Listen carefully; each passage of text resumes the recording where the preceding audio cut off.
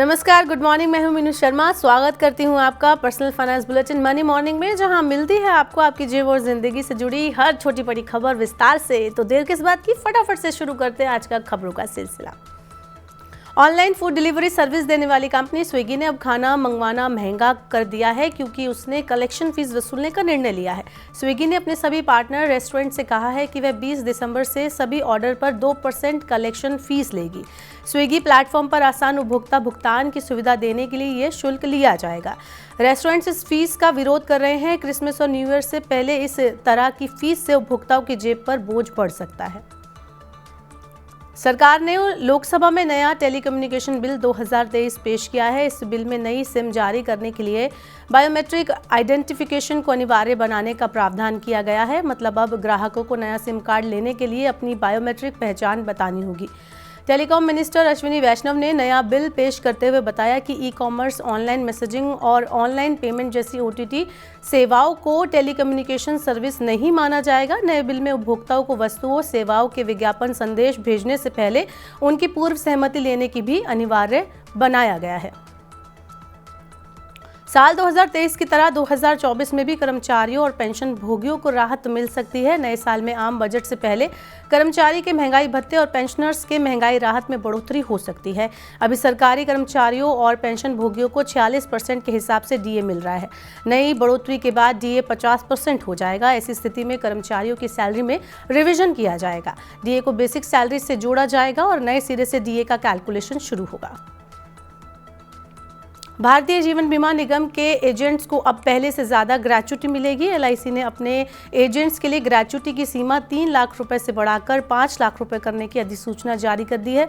यह नया नियम 6 दिसंबर से लागू हो चुका है। इस फैसले से LIC एजेंट्स के लिए कामकाजी परिस्थितियों और उनके लाभ में पर्याप्त सुधार लाया जा सकेगा। और अगली खबर भी है बीमा से जुड़ी हुई। सरकार 2047 तक देश के प्रत्येक नागरिक को बीमा कवर उपलब्ध कराना चाहती है। इस लक्ष्य को हासिल करने में LIC महत्वपूर्ण भूमिका निभाएगी। इसके लिए बीमा कंपनी एक विशेष योजना बना रही है। इसके तहत ग्रामीण क्षेत्रों के लिए विशेष उत्पाद पेश किए जाएंगे। IRDAI ने बीमा विस्तार का प्रस्ताव दिया है, जिसमें लाइफ, हेल्थ और प्रॉपर्टी तीनों बीमा एक ही पॉलिसी के तहत कवर किए जाएंगे। नए बीमा उत्पादों को बेचने के लिए बीमा वाहक की सेवाएं ली जाएंगी, जो एक महिला केंद्रित वितरण मॉडल होगा। भारत दुनिया की 5वीं सबसे बड़ी अर्थव्यवस्था है, लेकिन वैश्विक औसत की तुलना में यहाँ बीमा की पहुंच बहुत कम है। LIC अपने ग्राहकों को दावा, निपटान, ऋण और अन्य सेवाएं एक क्लिक पर उपलब्ध कराएगी, जिससे ग्राहकों को कार्यालय आने की जरूरत नहीं होगी। वो घर बैठे बैठे अपने मोबाइल पर सभी जरूरी सेवाएं तक पहुंच पाएंगे। पंजाब के सरकारी कर्मचारियों को नए साल का तोहफा मिला है। पंजाब सरकार ने अपने कर्मचारियों के लिए महंगाई भत्ता बढ़ाने की घोषणा की है। ये बढ़ोतरी दिसंबर से लागू होगी। महंगाई भत्ते में 4% की बढ़ोतरी की गई है, जो 1 दिसंबर 2023 से प्रभावी होगी। राज्य में कर्मचारी पुरानी पेंशन योजना लागू करने, लंबित 12% DA जारी करने और संविदा कर्मचारियों को नियमित करने की मांग को लेकर पिछले 1 महीने से हड़ताल पर थे। 4% DA बढ़ाने की घोषणा के बाद कर्मचारियों ने अपनी हड़ताल स्थगित कर दी है। ताज़े फलों और सब्जियों की बर्बादी को कम करने के लिए सरकार टेक्नोलॉजी का सहारा लेगी। इसके लिए ई कॉमर्स कंपनी अमेज़न की ओर से विकसित तकनीकी उपकरण जौहरी का उपयोग किया जाएगा।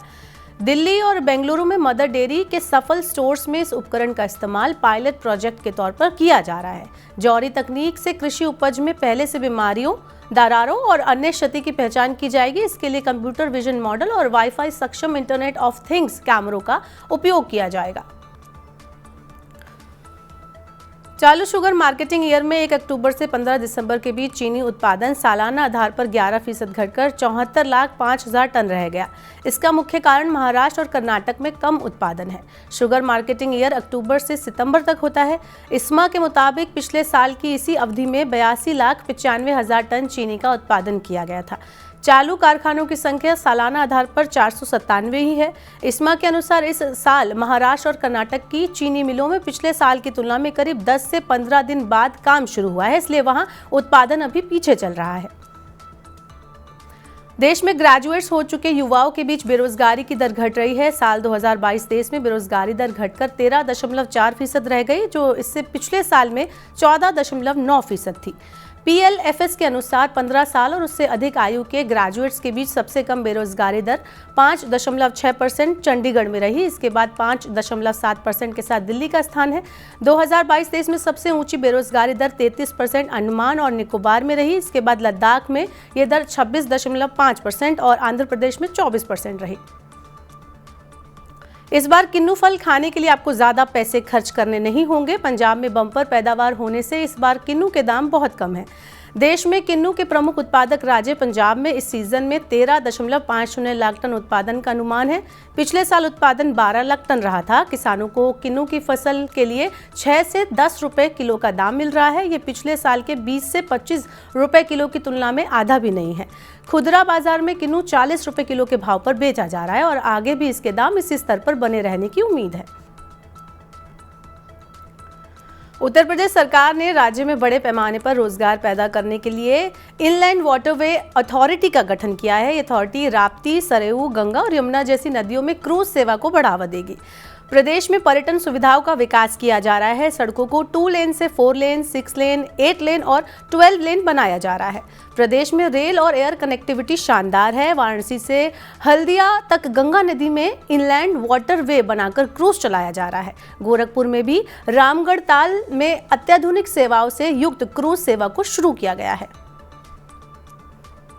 तो आज के मनी मॉर्निंग के बुलेटिन में बस इतना ही। अपने काम की जरूरी खबरें देखने और समझने के लिए सब्सक्राइब करें हमारे YouTube चैनल को। वहीं पर्सनल फाइनेंस से जुड़ी खबरों को आप पढ़ना चाहते हैं तो हमारी वेबसाइट www.money9.com पर विजिट करें। यहाँ पर 7 भाषाओं में आपको पढ़ने और समझने को मिलेंगी पर्सनल फाइनेंस से जुड़ी तमाम बड़ी खबरें। वहीं खास कार्यक्रम देखना चाहते हैं तो Money9 के ऐप को जरूर डाउनलोड कर लें। फिलहाल के लिए इस बुलेटिन में इतना ही। बने रहिए Money9 के साथ। नमस्कार।